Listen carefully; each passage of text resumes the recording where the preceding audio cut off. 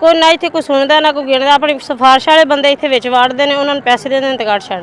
अस्सलाम वालेकुम जी, बिल्कुल इस वक्त मैं मौजूद हूँ लाहौर के इलाका चुंगी मरसदू 17 कॉलोनी में, जहाँ पे हमारे साथ मौजूद है कुछ ख़वातीन जो बताएंगी कि जो सस्ता आटा इस वक्त जो वादा किया गया हुकूमत पंजाब की तरफ से उनको मिला या नहीं मिला, क्या तफसीलात है आइए जानते हैं। यहाँ पे हमारे साथ जो ख़वातीन मौजूद हैं इनसे जी असल हक़ाइक़ क्या हैं और असल मामला क्या हैं, जी बताइएगा।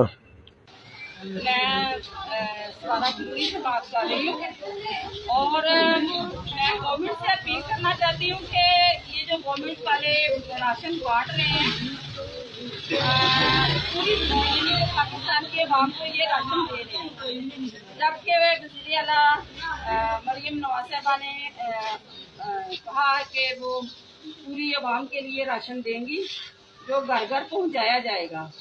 हमारे एरिए में राशन देने के लिए आते हैं, उसमें वो ट्रकों में लेके आते हैं, लाइनों में लगी होती हैं और किसी को राशन मिलता है, तकरीबन 10 या 15 लोगों को देते हैं, बाकी बुला के आगे ले जाते हैं। नहीं, हमें किसी को भी नहीं मिले, चंद औरतों को मिलते हैं, वो भी बड़ी मुश्किलों से ये पैसे लेते हैं और जब उनको रजिस्टर करवाते हैं 2-2 हज़ार 3-3 हज़ार रुपया लेते हैं, फिर वो रजिस्टर करते हैं।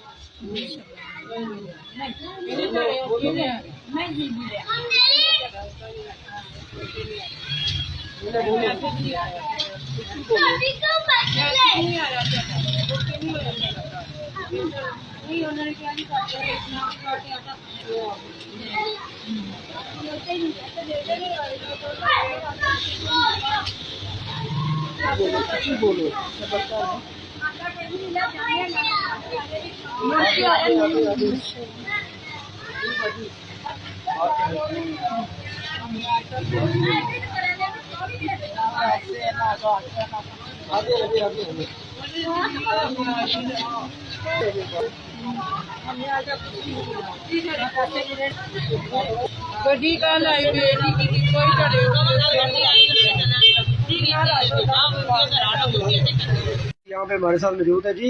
ये जो घर घर में आटा तकसीम कर रहे हैं, हाँ जी, तो नहीं हो रहा। हेलो, ਅਸੀਂ 6 ਨੰਬਰ ਘਰੇ ਚ ਗੱਡੀ ਆਈ ਸੀ, ਅਸੀਂ ਰਾਸ਼ਨ ਲੈਣ ਗਏ ਸਾਂ ਤੇ ਉਹਨਾਂ ਕਿਹਾ ਰਾਸ਼ਨ ਬੀਬੀ ਤੇਰਾ ਆਇਆ ਹੈ। इलाका केड़ा ਤੁਹਾਡਾ? ਇਲਾਕਾ 17 ਕਲੋਨੀ ਨੰਬਰ गली नंबर 6 नंबर 6 नंबर गली। 6 नंबर गली जी जी, कच्चा कमाया रोड, कच्चा कमाया रोड, जामा मक्का सदीकिया, जामा मक्का सदीकिया 17 कलोनी नंबर 2। बोलो गल करो। आटा आया, मैं लैन गई, उन्हें क्या बीबी तेरा आटा आया है, मेरा कार्ड उन्हें रख दिता। जब 2 घंटे गुजरे ना बीबी तेरा आटा नहीं आया, उन्हें सारे 20 बुढ़िया ने आटा दिता, दूसरिया ने कोई आटा नहीं दिता। सारे रोजगार गरीब बंदे किराए पर रहेंगे, परेशान है, इन्होंने कुछ नहीं देन दिया सानू। इन्ने दिन ਅਸੀਂ ਇੱਥੇ ਆ ਰਹੇ ਹਾਂ, ਅਸੀਂ ਜ਼ਲੀਲ ਹੋ ਰਹੇ ਹਾਂ, ਨਾ ਟੋਕਨ ਪੇ ਦਿੰਦੇ ਨਾ ਪੈਸੇ ਪੇ ਦਿੰਦੇ। ਛੋਟੇ ਛੋਟੇ ਬੱਚੇ ਨੇ, ਉਹਨਾਂ ਨੂੰ ਘਰ ਛੱਡ ਕੇ ਆਈਦਾ।